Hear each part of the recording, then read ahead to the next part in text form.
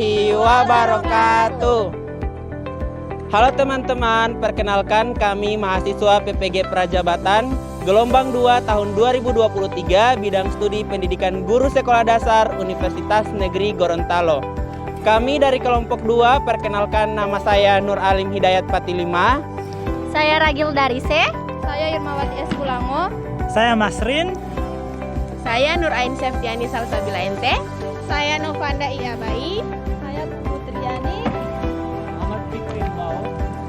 Kami kelompok 2 akan menjelaskan mengenai implementasi understanding by design pada aktivitas pembelajaran untuk kegiatan guru dan siswa. Video ini kami buat untuk memenuhi tugas mata kuliah perancangan dan pengembangan kurikulum yang diampu oleh Ibu Dr. Wiwi Trianti Pulukadang MPD. Selamat menyaksikan. Dadah.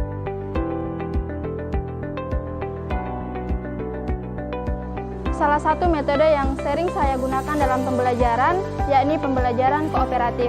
Nah, pembelajaran kooperatif merupakan metode pengajaran di mana siswa bekerja sama dalam kelompok kecil untuk mencapai tujuan pembelajaran bersama. Nah, metode ini juga mendorong keterlibatan aktif dan partisipasi serta tanggung jawab bersama dalam proses belajar mengajar. Nah, saya pernah menggunakan metode kooperatif ini saat mengajar di kelas 4 dengan materi pola hidup gotong royong, di mana dalam pembelajaran saya membentuk kelompok-kelompok kecil dan mengarahkan peserta didik untuk memecahkan masalah yang berkaitan dengan permasalahan gotong royong dalam kehidupan sehari-hari.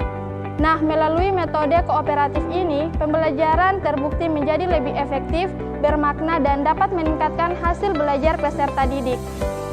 Metode pembelajaran kooperatif ini sangat relevan dengan konteks pembelajaran bagi peserta didik saat ini.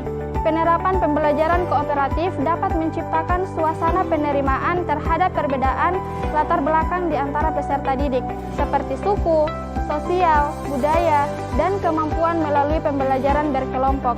Hal ini tentunya sejalan dengan moto pendidikan kurikulum merdeka yang mengharapkan pembelajaran dapat berlangsung secara inklusif. Metode yang saya gunakan yang kedua adalah pertanyaan terbuka. Nah, metode ini sering saya gunakan dalam pembelajaran. Penggunaan metode pertanyaan terbuka sangat sesuai dengan pembelajaran peserta didik saat ini karena dapat mendorong mereka untuk berpikir kritis dan kreatif. Ini relevan dengan pendapat dari Kusmiati dan Rukmini, di mana dalam jurnal yang mereka tulis mengatakan bahwa pertanyaan terbuka mampu memupuk kreativitas siswa. Nah, untuk pertanyaan terbuka ini tidak memiliki jawaban tunggal, sehingga siswa harus menganalisis, menginterpretasikan, dan mengembangkan ide-ide mereka sendiri. Hal ini tentunya dapat membantu mereka mengembangkan keterampilan berpikir tingkat tinggi, serta evaluasi dan sintetis yang sangat penting dalam kurikulum modern. Selain itu, pertanyaan terbuka juga memungkinkan siswa untuk berbagi pandangan mereka, mendiskusikan berbagai perspektif, dan belajar dari satu sama lain, sehingga mampu menciptakan lingkungan belajar yang lebih dinamis dan inklusif. Nah, dengan demikian, metode ini tidak hanya meningkatkan pemahaman materi saja, tetapi juga dapat meningkatkan keterampilan komunikasi dan kolaborasi siswa.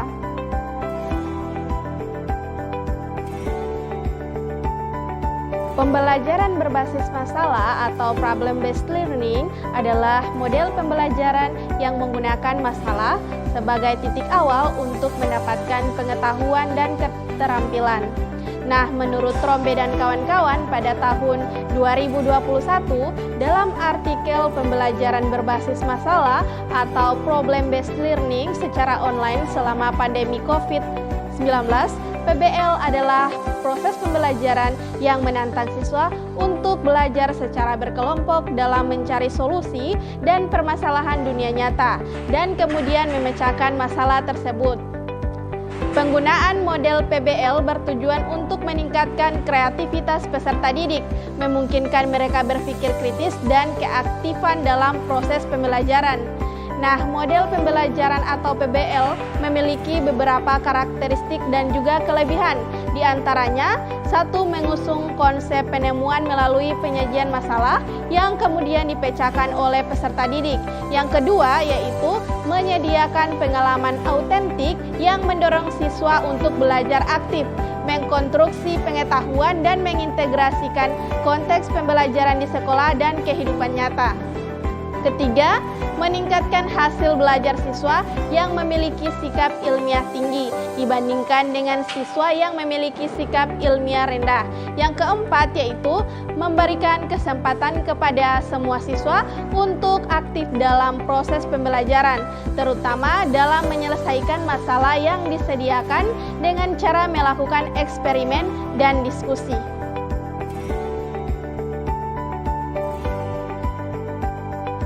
Metode yang digunakan yaitu pengajaran umpan balik yang dikutip dari Fajarwati menyatakan bahwa metode umpan balik adalah model pembelajaran berupa kegiatan mengajar materi kepada teman. Pada model pembelajaran ini, siswa berperan sebagai guru untuk menyampaikan materi kepada teman-temannya. Sementara itu, guru lebih berperan sebagai model yang menjadi fasilitator dan membimbing yang melakukan scaffolding. Scaffolding adalah bimbingan yang diberikan oleh orang yang lebih tahu kepada orang yang kurang tahu atau yang belum tahu. Selain itu, menurut Muslim dan Lestari dan kawan-kawan menyatakan bahwa metode umpan balik dapat memiliki keunggulan, yakni yang pertama, melatih kemampuan siswa dalam belajar mandiri. Yang kedua, melatih kemampuan siswa dalam mengemukakan pendapat, ide, atau gagasan. Yang ketiga, meningkatkan kemampuan bernalar kritis. Yang keempat, meningkatkan kemampuan siswa dalam pemahaman, konsep, dan pemecahan terhadap suatu permasalahan. Selanjutnya, metode yang kedua yaitu metode simulasi. Nah, metode simulasi ini merupakan salah satu metode pelatihan yang paling fleksibel untuk dipelajari dan diamati secara langsung. Penggunaan metode simulasi dalam proses belajar mengajar lebih bermakna bagi peserta didik, dikarenakan siswa langsung mengamati guru yang sedang mengapresiasikan suatu materi berdasarkan ketepatan, intonasi, gerakan, mimik, dan penghayatan yang diperagakan oleh guru. Kemudian, siswa dapat memperagakan apresiasi atau berupa materi berupa puisi tersebut sesuai dengan bentuk tiruan yang mirip dengan guru berdasarkan kesadaran yang sesungguhnya. Selain itu, terdapat beberapa kelebihan dengan menggunakan metode simulasi ini. Di antaranya, yang pertama, simulasi dapat dijadikan sebagai bekal bagi siswa dalam menghadapi situasi yang sebenarnya di kelak nanti, baik dalam kehidupan keluarga, masyarakat, ataupun menghadapi dunia kerja. Yang kedua, ada situasi dalam mengembangkan kreativitas siswa. Karena melalui simulasi, siswa diberi kesempatan untuk memainkan peranan sesuai dengan topik yang disimulasikannya. Yang ketiga, simulasi dapat memupuk keberanian dan percaya diri peserta didik. Keempat, memperkaya pengetahuan, sikap, dan keterampilan peserta didik. Yang kelima, simulasi juga dapat meningkatkan gairah peserta didik dalam proses pembelajaran.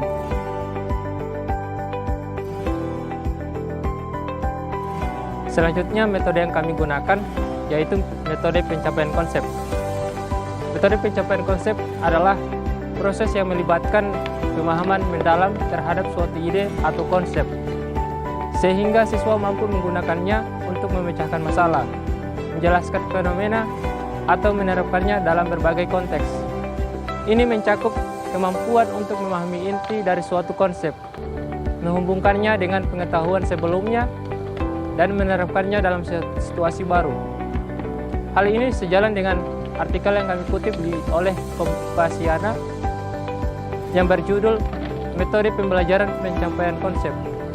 Artikel tersebut menyebutkan bahwa tokoh-tokoh pendidikan seperti Maria Montessori dan Ki Hajar Dewantara menekankan pada pengembangan kemampuan dasar dan konsep-konsep dasar yang relevan dengan materi yang dipelajari. Dalam metode ini, guru tidak hanya menyampaikan informasi, tetapi juga membantu siswa memahami dan menghubungkan konsep-konsep tersebut dengan situasi nyata dan pengalaman pribadi mereka. Pembelajaran berbasis konsep memungkinkan siswa mengembangkan kemampuan analisis, sintesis, dan evaluasi. serta meningkatkan keterampilan mereka dalam memahami dan menerapkan konsep-konsep dasar dalam berbagai situasi. Dengan demikian, metode ini bukan hanya tentang transfer pengetahuan, tetapi juga tentang mengembangkan kemampuan berpikir kritis dan aplikatif yang esensial bagi siswa. Contoh penerapan yang kami lakukan pada pembelajaran matematika di kelas 5. Guru memperkenalkan konsep pecahan dengan menggunakan benda konkret seperti kue atau pizza yang dipotong-potong. Dalam aktivitas ini, siswa diminta untuk membagi kue menjadi beberapa bagian sama besar dan menamai bagian tersebut seperti 1/2 atau 1/4. Untuk memperdalam pemahaman, siswa kemudian menjelaskan bagaimana 2/4 sama dengan 1/2 menggunakan kue yang telah dibagi. Pada tahap aplikasi, siswa diminta untuk memecahkan masalah yang melibatkan pecahan, seperti menghitung beberapa bagian kue yang akan dimakan jika 3 orang masing-masing makan 1/4 bagian. Dengan pendekatan ini, siswa tidak hanya memahami konsep pecahan secara teoritis, tetapi juga mampu menerapkannya dalam situasi praktis sehari-hari.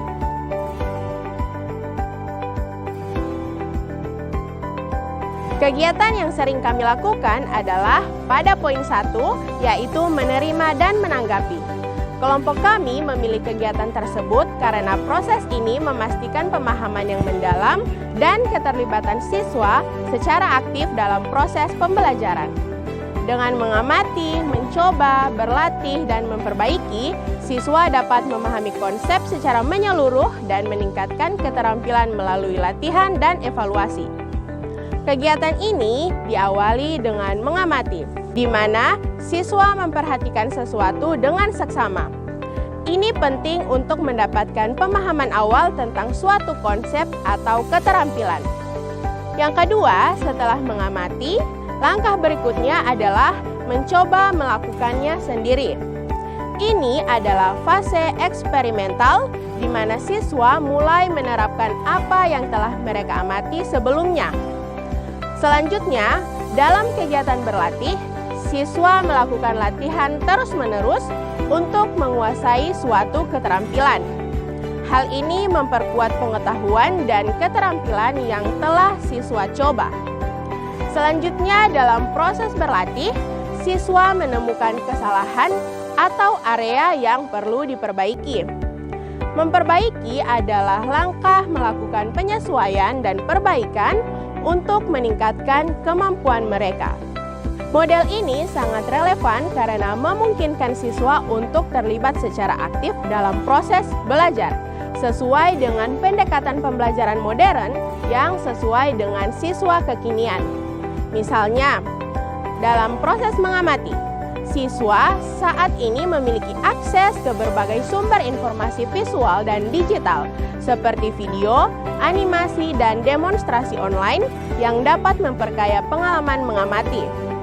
Kemudian dalam tahap mencoba, generasi sekarang lebih tertarik pada pendekatan hands-on atau eksperimen secara langsung. Dengan teknologi yang ada, siswa dapat mencoba berbagai simulasi dan proyek berbasis komputer atau laboratorium. Tahap selanjutnya berlatih. Pembelajaran berkelanjutan melalui latihan dapat difasilitasi dengan berbagai aplikasi dan platform pembelajaran digital yang memberikan latihan interaktif dan umpan balik secara instan. Tahap selanjutnya yaitu memperbaiki. Kemampuan untuk terus memperbaiki diri didukung oleh alat evaluasi dan refleksi yang memberikan siswa wawasan tentang kemajuan mereka dan area yang perlu ditingkatkan. Kombinasi dari tahapan ini menciptakan siklus belajar yang dinamis dan responsif, memungkinkan siswa untuk belajar secara mandiri namun tetap terarah, sesuai dengan tuntutan pendidikan abad ke-21 yang memerlukan fleksibilitas dan keterampilan berpikir kritis.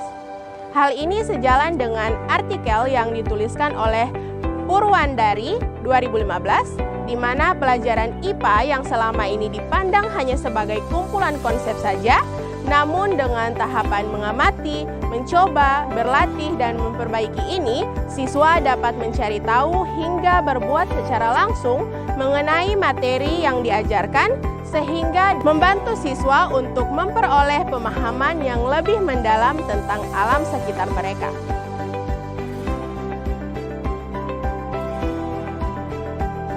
Selanjutnya, kegiatan yang kedua, dengarkan, tonton, catat, dan memperbaiki. Kami sering melakukan ini karena terbukti efektif dalam memfasilitasi proses belajar yang komprehensif dan mendalam di kelas. Metode ini mengintegrasikan pembelajaran sensorik dan aktif, memungkinkan siswa untuk menyerap, memahami, dan menguasai materi dengan lebih baik. Melalui kegiatan dengarkan, siswa mendapatkan informasi auditori langsung dari guru. Sementara kegiatan tonton menyediakan informasi visual yang memperkuat pemahaman mereka. Untuk kegiatan catat, membantu siswa menginternalisasi dan mengorganisir informasi, memudahkan referensi di masa depan. Nah, selanjutnya langkah untuk memperbaiki yaitu memungkinkan siswa untuk mengidentifikasi dan mengatasi kesalahan pemahaman melalui evaluasi diri dan umpan balik konstruktif. Implementasi metode ini mendukung teori pembelajaran konstruktivis, di mana menciptakan lingkungan belajar yang dinamis dan responsif terhadap kebutuhan siswa, serta mendorong keterlibatan aktif dalam proses belajar mengajar.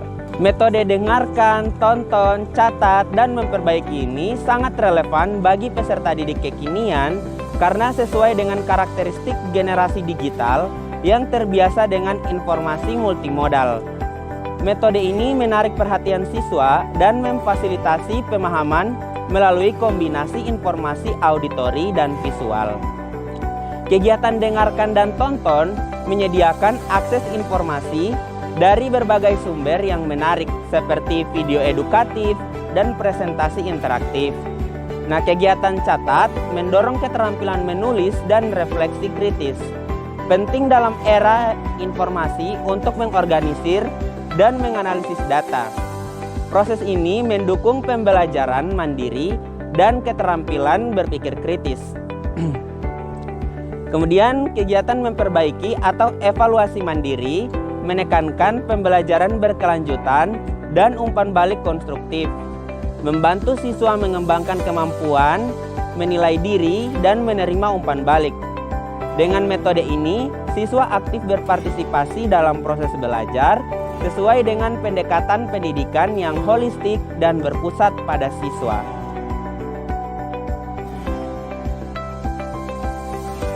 Jadi kami memilih metode jawab dan berikan tanggapan ini karena metode ini merupakan strategi pembelajaran yang aktif yang mendorong partisipasi dan interaksi siswa dalam proses belajar mengajar di dalam kelas. Nah, metode ini melibatkan dua langkah utama. Yang pertama yaitu metode jawab, di mana siswa diberikan pertanyaan atau tugas untuk dijawab diselesaikan secara mandiri. Yang kedua yaitu metode berikan tanggapan, di mana siswa kemudian diminta untuk membagikan jawaban atau hasil pekerjaan kepada teman sekelas, baik itu tugas secara lisan maupun secara tulis. Nah, metode JBT ini menawarkan beberapa manfaat bagi pembelajaran siswa.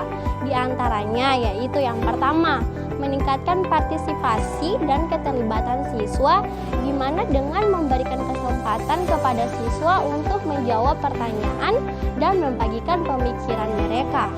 Nah, metode JBT ini mendorong partisipasi aktif siswa di dalam kelas.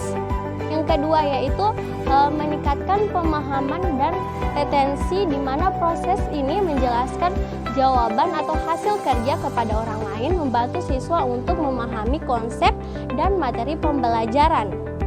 Mengembangkan keterampilan berpikir kritis, siswa didorong untuk menganalisis pertanyaan, mengevaluasi informasi, dan menyusun jawaban yang kohen. Kegiatan jawab dan berikan tanggapan ini atau yang biasa disebut dengan metode JBT memiliki beberapa kecocokan dan kesesuaian dengan karakteristik peserta didik kekinian, sehingga menjadikan metode pembelajaran yang efektif di era sekarang, karena generasi Z ini merupakan mayoritas peserta didik saat ini, dikenal dengan gaya belajar yang aktif, interaktif, dan berpusat kepada siswa. Metode JBT ini sejalan dengan gaya belajar karena mendorong partisipasi aktif siswa, kolaboratif siswa, dan saling berbagi pengetahuan antara siswa. Nah, JBT ini melatih keterampilan berpikir kritis siswa dengan mendorong mereka untuk menganalisis pertanyaan dan mengevaluasi informasi dan menyusun jawaban yang kohen. Metode JBT ini juga membuat pembelajaran yang lebih menarik dan interaktif, sehingga terhindar dari suasana belajar yang monoton dan membosankan yang ada di dalam kelas.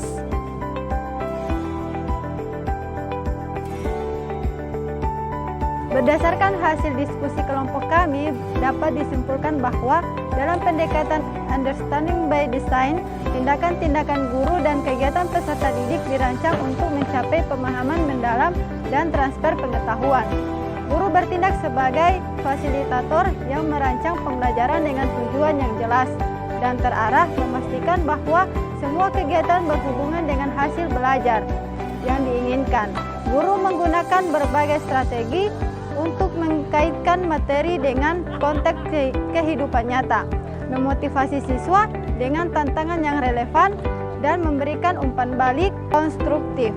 Siswa terlibat dalam kegiatan yang mendorong pemikiran kritis, kolaborasi, dan refleksi, seperti diskusi kelompok, proyek, dan penilaian diri. Melalui proses ini, siswa tidak hanya menguasai konten, tetapi juga mengembangkan keterampilan berpikir yang lebih tinggi dan mampu mengaplikasikan pengetahuan mereka dalam berbagai situasi.